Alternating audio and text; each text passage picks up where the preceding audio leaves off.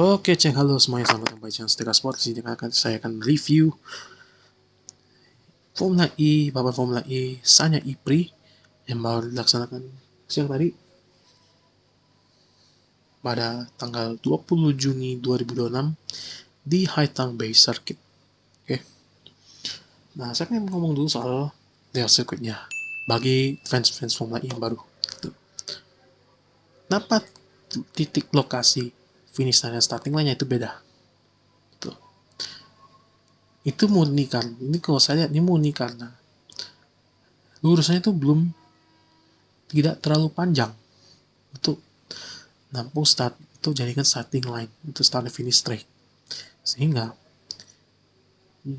mereka ambil lurusan yang paling panjang itu jadikan starting line gitu. Nah, bisanya ini starting line-nya ada di belakang finish line, sehingga pas saat start dimulai itu dimulai di lap 0. Oke. Masa mereka melewati garis finish untuk pertama kalinya itu baru masuk lap 1. Oke. Nah, terakhir yang pakai sirkuit kayak model kayak gitu itu adalah di Seoul tahun 2022 itu, dimana letaknya itu adalah tepat sebelum pit entry, saat ini tepat sebelum pit entry. Oke, untuk hasil balapannya dimana ini masih belum final, nanti saya update juga nanti di review GP Ceko untuk MotoGP, di mana Jake Dennis berhasil menang balapan di depan Felipe Dragovic posisi 2, tapi kena 5 second time penalty ternyata setelah lawan di one causing collision dengan Verline sehingga dia turun posisi 4. P. Marti posisi 2, Da Costa yang juga kena 5 second time penalty untuk moving on the braking, causing collision with no one para itu moving on the braking itu posisi 3. Gunther 5, finally Penske top 5 for the first time sejak Meksiko. Nick De Vries 6, kena penalty moving on the braking. Nico Muller, Van Banart, dan Di Grassi top 10. Setelah Di Grassi sempat start dari belakang dan kena stop and go penalty. Oke. Saya bahas nanti kenapa Di Grassi dapat stop and go penalty. Oke. Lalu Zimoloni, Joel Eriksson, Sebastian Buemi, Pascal Wehrlein, Doug Ticktum, dan Mitch Evans. Dan Ticktum yang finish. Lalu ada Mitch Evans, Oliver Rowland, Nick Cassidy, nomor 1, nomor yang not classified. Dimana Rowland, Nato, dan Motara DNF. Oke. Where do I start? Jadi saya mulai dari speed factor 1-2 dulu. Dimana ini bahas singkat aja nih, karena saya nggak nonton by the way. Awalnya Mahindra dan Porsche main promising, tapi pada saat masuk hari Sabtunya, which is hari ini, Porsche Power ini mau gila sama Mahindra. Oke. Ya sama aja gitu. Ya, the next best of the rest itu adalah Tyler Barnett, Mitch Evans, dan Buemi, non Porsche atau Mahindra yang masuk top 10. Lalu masuk qualifying, dimana qualifying duelnya dimana untuk top 3-nya sudah grup A dan B, dimana Dragovic, Barnett, Evans, Cassidy masuk ke top 4, masuk duels artinya, dengan Buemi, Motara, Marti, Muller, Nato, dan Di Grassi yang harus lolos 6 mati barisan mereka masing-masing. Lalu grup B ada Verline, De Vries, Ticktum, Dennis yang lolos, sedangkan Eriksson, Rowland, Da Costa, Vern, Gunther, dan Maloney. Oke, harus tim sampai ke masing-masing. Oke. Nah, ini kalau misalkan tersebut tidak lolos ke fase duel, misalkan mereka fase 5 deh di grup B atau A, itu barisan mereka nanti di balapan nanti. Oke. Dan mereka berharap mereka dapat posisi yang ganjil. Oke. Jadi misalnya misalkan pembalap A tidak lolos posisi 5, tapi yang pembalap dari A ini dapat pole position, posisi 9 dapat ganjil. Tapi karena kalau kalah genap, grade yang genap gitu. Nah, pengen bahas juga dengan Jules di mana posisi 2 dan posisi 3, sedangkan posisi 1 dan posisi 4 di mana saya geser dulu. di mana Dragovic lawan Cassidy, Evans lawan Barnard, Tictum De Vries, Dennis Verline. Yang lolos itu adalah Felipe Dragovic, Mitch Evans, dan Jack Dennis dan Tictum. Oke. Untuk kualifikasi qualifying yang tidak lolos, nah itu yang lolos di babak final tentu siapa yang paling cepat gitu. Hasil paling cepat, De Vries, Cassidy, dan Verline posisi 8. Oke. Semifinal yang lolos adalah 2 Andretti, sedangkan Evans nyetak waktu tercepat dibandingkan Dan Tictum, posisi 3 dan 4. Lalu Dennis rebut pole position dari rekan setimnya sendiri. Oke. Oke. Untuk starting gridnya di mana ada 4 pembalap yang kena penalti, 3 diantaranya adalah ada kena penalti, oke. Di mana Taylor Barnard kena 10 detik, 10 place, 10 posisi karena tumburan dan Natu dan Van. Gunther 3 place grid penalti karena overspeeding di VSC atau Forcosiello. Pepe Marti 5 grid penalti karena tumburan dengan Cassidy. Dan Lucas Di Grassi 4 grid penalti karena ganti inverter dan gearbox. Nah itu semua pada saat GP di Ypres Monaco race 2. Oke. Nah khusus untuk Di Grassi karena Di Grassi tidak bisa memenuhi grid penalti tersebut, maka Di Grassi juga diganjar hukuman 10 detik stop and go. Oke.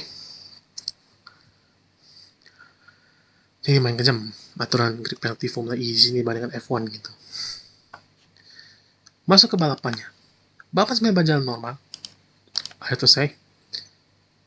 Sebelum puncak jadi pada saat red flag, di mana sebelum red flag, di mana Tictum itu secara tidak sengaja blong dan menembur Mitch Evans, sehingga sayap belakang Mitch Evans rusak parah. Nah, puncaknya itu pada saat, lalu muncul lagi red flag antara melibatkan Evans, Maloney, Buemi, dan banyak lah gitu. Sehingga jadilah red flag karena bayarannya rusak di 0,9 biar di hairpin gitu. Pas saat red flag, pembalap yang mobilnya dibenarkan mau diperbaiki itu harus start dari belakang. In which case Mitch Evans dan Tictum start dari belakang. Tuh. Nah, yang paling tidak diuntungkan sini adalah Taylor Barnard karena ada beberapa pembalap kalau salah yang lagi dalam fast attack mode, fast attack red flag keluar. Standing start, kita lanjut balapan di mana sebenarnya ada main lah aja lah itu. Permainan taktis siapa yang attack mode Costa sampai mimpin di susu Roland Moller itu sama lagi si Verline itu di mana Da Costa cuma sisa 2 menit attack mode setelah ngambil satu attack mode di setelah restart. Roland ada 4, Verline ada 6. Ini saya penasaran nih gimana.